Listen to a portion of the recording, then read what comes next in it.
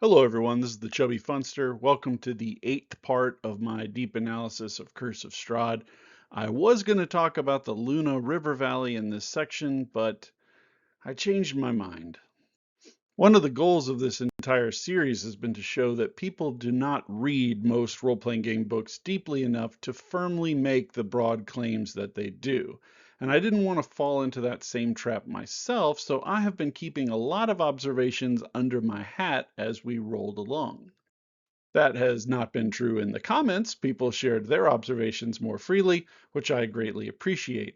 These three in particular cut right to my consistent criticism about the huge burden placed on the GM, including this banger. This module is pretty great when you're not running it as a game. That's awesome. But many of the comments that people leave also speak to the issue that is consistently punching me in the face with every successive video.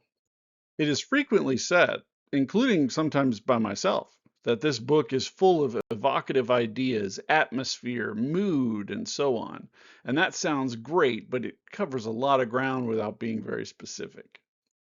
But because this module isn't being published in a vacuum, we have to compare it with other products, particularly other D&D products. And I just got to the point where I've been thinking, excuse me, are there going to be any horrors on this horror tour? Unfortunately, I've found that almost all of the content in Curse of Strahd falls into one of four categories. A significant amount is just mundane. These zombies could be in any other D&D module. We've got a higher bar to set now. This isn't 1980. We have to bring a certain level of horror, and just zombies walking along the road, this is not going to cut it. And a ton of things in this module are creepy, like a druid that laughs like a lunatic, or the strange kids that are in the death house. It's weird, but it's not going to freak anyone out. It's not going to blow your mind. And there are some things that are creepy just because they're like nonsensical, like the guy who drowns a little girl in the lake to improve his fishing results. And other things are extreme, like a saber-toothed tiger in a wagon in the middle of town, or a blue dragon that spawns when you can't perform the correct interpretive dance at von Richten's tower. It's overpowered for the situation, and it can be surprising and shocking, but it's not horror. And then there's theatrical moments like Madame Ava reading your fortune. That's probably what most people find to be the evocative and mood setting elements of the module. It feels like something from a movie and it's interesting, but there's not a lot of fear involved. And I think a lot of GMs have used these pieces of content to create a coherent, horrific experience, but that's just not what's in this book. We can't assume that the book is going to be run by the top 10 to 20% of GMs. What's really missing from this book is evil. You can't have horror without serious evil. Even Strahd isn't that evil. His goals are to turn Irina into a vampire, find Rudolf von Richten, which is like practical and defensive, and search for a successor or consort. You're supposed to roleplay him as emotionless with bemused mastery, occasionally trying to drive a wedge between the players so one of them can be turned into a vampire spawn. And when he attacks, it says he isn't even really trying to kill the players. What would you say you do here?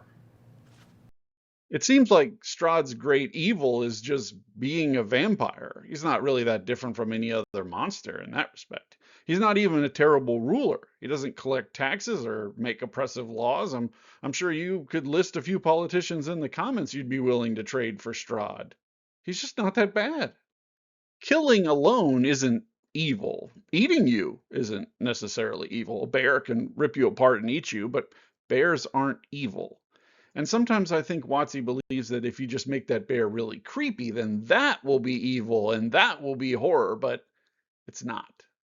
Evil and horror is worrying about stuff far beyond normal considerations. Like, this isn't just going to eat me, it's going to keep me alive and use me as an incubator for its babies. Or this thing is going to torture my soul, or commit terrible acts on a broader scale, or it has a moral code that's so repugnant I would rather die than allow it to succeed. Terrifying enough to get in boats like these. And that kind of evil is just not here. There are only two instances that I found in the whole book. Morgantha takes children with souls, kills them, and grinds their bones to make pastries. And there's also a werewolf den where captured children are forced to fight each other to the death, with the survivor being turned into a werewolf. I'm not kidding. That's it. You find a dead guy who tried to escape but couldn't. You find a gallows where a PC has a vision of themselves hanging from it. Creepy, but not evil. You meet the Vistani who are having a drunken party and you get your fortune told. You cross a bridge. You get invited to come see Strahd, and there are creepy gates you have to pass through. Then there's the guy drowning a girl in the lake to improve his fishing. Again, creepy and extreme, but not horror. There's a mad wizard running around in the woods. Not very scary. There's a crossroads with a boring description. There's a tower full of traps to kill you. And there's a winery being attacked by druids and animated twigs. Druids that are on a nearby hill trying to animate a tree to go smash said winery. And there's a monastery where a diva is preventing the mongrel folk from escaping into the wild while he prepares a flesh golem for marriage. Super creepy, but not really evil. In the village of Barovia, there's a struggling store, a tavern, a woman who's crying about her missing daughter, who's still alive, a woman worried about Strahd attacking her, and a priest with a son who was turned into vampire spawn, but who is very clearly still alive. They want vampirism to be scary, but Doru is the NPC most severely impacted by vampirism in the entire book. He was turned into one, and he hasn't been able to get any blood in a year. So he's angry and hungry, but he's still alive. So clearly that's an option. You know, you don't have to feed on anybody if you can make it for a whole year without that. And there's nobody actually being preyed upon by these vampires. There's no feedings, there's hardly any deaths from it. Wolves are actually a bigger threat to the people living in this valley than the vampires. But what about Valaki? Well, there's a family of good-aligned were-ravens, a diabolical cult that meets but doesn't hurt anyone.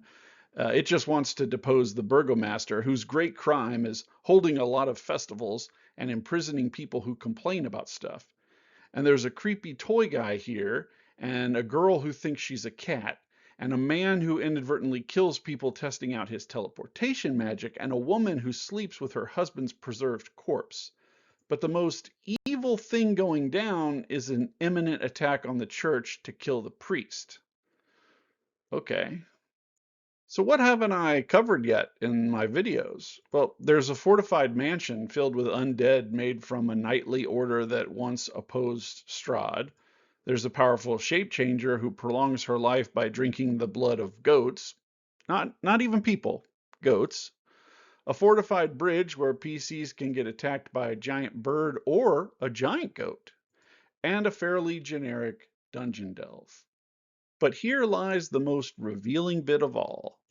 There are 17 sarcophagi deep in the Amber Temple that can grant PCs a dark gift, but if they take it, they undergo a transformation, gaining a sinister physical trait or flaw. Wow, that sounds pretty evil, right? Well, this is a list of all the possible flaws you can get. I think this is actually a pretty good list of what Wizards of the Coast actually thinks is evil. Almost all of them are physical defects. So if you have a monstrous looking person that was a hedonistic nihilist, and they didn't take no for an answer, and they didn't answer your questions correctly, and they like to bully you, and they wanted payment for any help that they give you, that would be pure evil. Oh. And they also need to be afraid of fire and eat bones or grave dirt. You know, it all actually makes sense now. This is probably why they think Strahd is scary and evil. He has these mental flaws without being physically ugly. But this is not evil. Nothing on this list is evil. Bullying is bad, but it's not evil behavior. Evil seriously harms people, like horrific, terrible harm and death. Now, I don't want to spoil what will probably be the final video of my analysis, but There aren't any great evils in Castle Ravenloft either. The only serious evil in this whole module is the hag that kills children and grinds their bones, and a werewolf that makes kids fight to the death. And as bad as, Kid Fight Club is, it's on the scale of horrible things, it's not that bad. Everything else, almost everything in this module is just political conflict, a mundane murder, or no different from just a dangerous animal. And that leaves me here tapping on the camera, wondering what the hell is going on. So what would turn this place into an actual horror setting? Well, the Vistani need to be much more predatory than they are as written. I'm talking about like extortion money, tolls on the roads, physically violent to innocent people, kind of like Strahd's mafia, going out there, breaking down doors, crossing running water, and doing what the vampires can't do. There's a number of horrible things I can suggest that they do to the innocent townfolk as well, but I don't want to get censored on YouTube. Just watch a few criminal shows on TV and you can get some ideas.